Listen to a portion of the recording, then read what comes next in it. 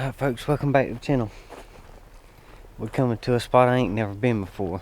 And I've drove down through this area, but I've never been down this road. I just want to find something new, check out some new spots, and see what we can find out here. And so I know this big piece of land I'm on drops off down into the swamp down here. But as far as that's all I can tell on the map. I don't know what I'm fixing to walk into or how bad it is. It might be wasting my time coming down in here. So we're gonna get quiet and ease on down in here and see if we can't find something today.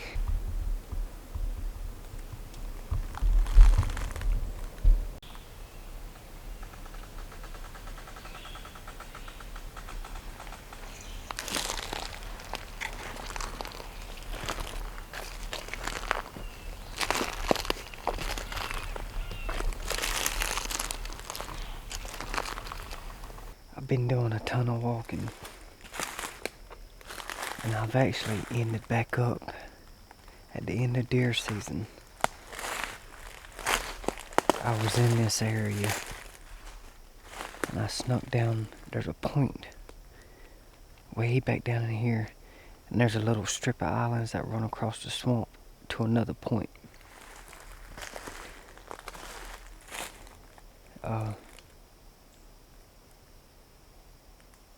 But when I was in here, I had some big hogs down here on this point.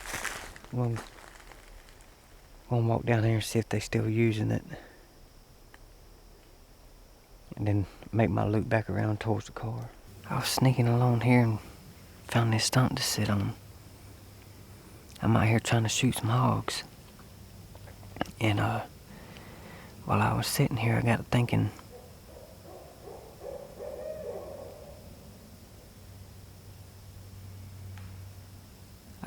About the two major things that I've learned since I've started traditional bow hunting. The bow I got is an old mountain mesa. It's 60 inches long, 50 pounds at 28 inches, and I draw roughly 27, so I'm pulling between 45 and 50 pounds.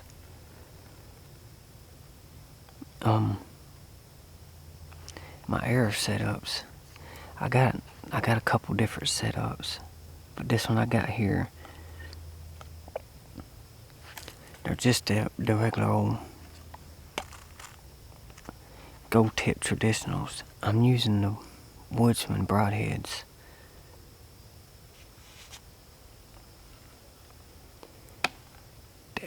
This arrow setup weighs around, I think it's around like 550, but between the three setups I got, they all in between 550 and 625. The number one thing that I learned since I started doing this is patience. Man, you gotta have a lot of patience, no matter what kind of, if you spotting a stalk and sitting on the ground, whatever the case may be.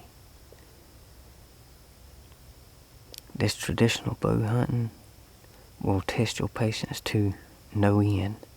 In the first few weeks of hunting with it, and it didn't take me long to learn, alright, you gotta build some better patience. The second thing I want to talk about, which I think is the most important, is the journey. I guess there's no other way of explaining it. When I picked up this bow and started shooting, I wasn't shooting correct. I got some help, and once I figured out how to shoot this thing, man, I have not put this bow down for nothing. I've been going out just about every afternoon shooting it. I fell in love with it. And leading up to my first hog, and there was a ton of failures leading up to that first kill with it. And I'm still, even after that first kill, I'm still having a hard time, and with the filming and this bow. It always, because of the way you have to shoot this bow, and the camera ends up getting in the way for me, and the way I carry everything. So there's been a big learning curve on all that.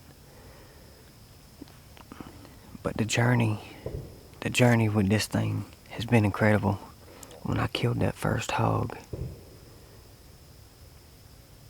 I haven't been that excited in a really long time. Learning how to shoot this thing, learning how to set these arrows up, and and how to instinctively shoot it, I guess you'd say.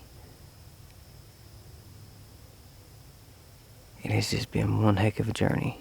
I'd recommend everybody to at least get into it and try it.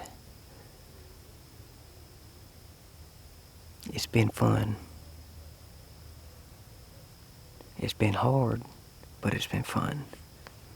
And the hardest part about it was, like, what I'm having trouble with now is my 20 yards, anything 15, I can shoot really good at 15.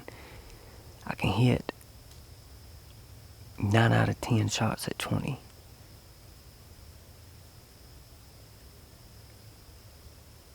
So my go-to yardage is, I've been trying to get around 15 yards. But getting set up, making the right moves, and getting set up and getting ready, it's been hard. The one hog I have killed with it, I end up putting the camera down to keep from messing it up. Oh, we're starting to get late in the day. I need to get quiet and pay attention. We appreciate y'all watching. Stay tuned, we'll catch you on the next video.